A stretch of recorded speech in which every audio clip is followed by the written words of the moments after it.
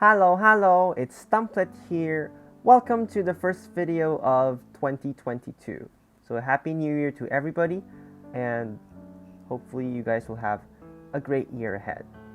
So the item for today, we have an item from Algebra, x squared minus 7 times the floor of x. So this is the greatest integer function. Then plus 5 is equal to 0. And we're asked to get all the possible values of x. Once again, credits to the Art of Problem Solving community for this item. As usual, pause this video if you'd like to give this item a try, but if you're done, let us dive into the solution. Alright, so we're starting off the year with an item that involves the floor function. So we've discussed a lot of floor function items in the channel in the past year, and we have came to the conclusion that generally speaking, whenever we have a floor function, we're going to do some bounding on, in this case, the integer value, the integer part of x, because we might be able to use some of the nice things, maybe like divisibility and just using the bound to kind of create a lower and upper bound for the range of possible values of x.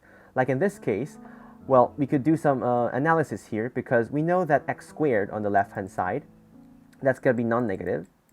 So we know that 7 times the floor of x minus 5. So we know that this part, that should be greater than or equal to 0. Now with this, I should be able to get that. So we have this thing, 7 times floor of x minus 5 is greater than or equal to 0. I'll get from this that the floor of x must be greater than or equal to 5/7. Now, since this gives us an integer, so that in effect means that we must have the floor of x to be greater than or equal to 1. So now we have a lower bound for x. We know that x must be greater or equal to 1. So we have the floor of x being greater or equal to 1. Now next, we can try to take some inequality here again. So we have x squared, and yes, that's equal to 7 times the floor of x minus 5. But we know that this is a non-negative value, so I can compare it as like it's going to be less than 7 times the floor of x. Now here, obviously x must be positive because of this fact. So the floor of x must be greater or equal to 1, so x must be positive. So I can say that this is going to be less than or equal to 7x. So with this, I can use the first and the last thing here. I would get that x squared would be less than 7x. Now take note, the equality can never be reached because it's less than 7 times the floor of x. But anyways, we have this nice bound for x. Now, x can be 0, but we can easily try to verify x equals 0 in this case, then it's not going to satisfy. So we can easily say that, well, x must be less than 7 then. So the x equals 0 case is easy to resolve. So we have x being less than 7. In effect, we can try to take the floor of this. We can take that floor of x must be less than or equal to 6. So it can't reach 7, but at least we have an upper bound for what the floor of x can be. So we have the lower bound for a floor of x, upper bound for a floor of x. There we have it. We have all the possible values for a floor of x. So it's going to be 1 through 6. Now it's just a matter of substitution and getting the values of x. All right, if floor of x is equal to 1, we're going to get x squared minus 7 plus 5 is equal to 0. And that's going to give me x squared equals 2.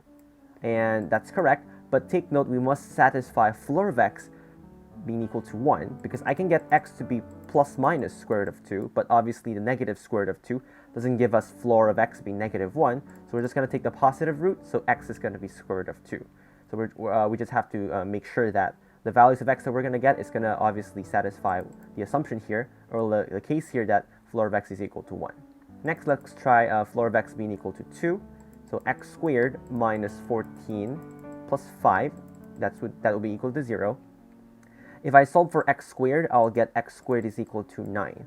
So I'll get here that x is equal to positive negative 3. But you guys can see here that whether x is positive or negative 3, it's not going to give us floor of x is equal to 2. So in this case, yes, we can get the value of x, but those are considered extraneous solutions. We can try to do the same for floor of x is equal to 3. X squared minus 21 plus 5, that's equal to 0. If I solve for x squared here, I'll get x squared equals 16. Same thing, I'll get x is equal to plus minus 4. And neither 4 nor negative 4 is going to give us floor of x equal to 3. So again, extraneous solutions. Let's try to do floor of x equal to 4, x squared minus 28 plus 5, that's equal to 0. I'll get that x squared would be equal to 23.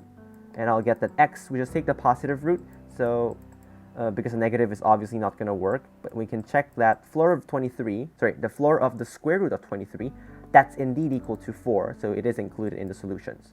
So alongside the square root of 2 here.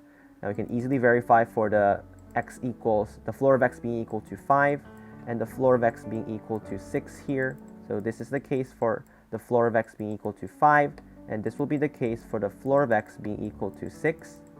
Now if I check the possible solutions for x here, the positive root only, we're going to get x equals square root of 30 and x equals square root of 37.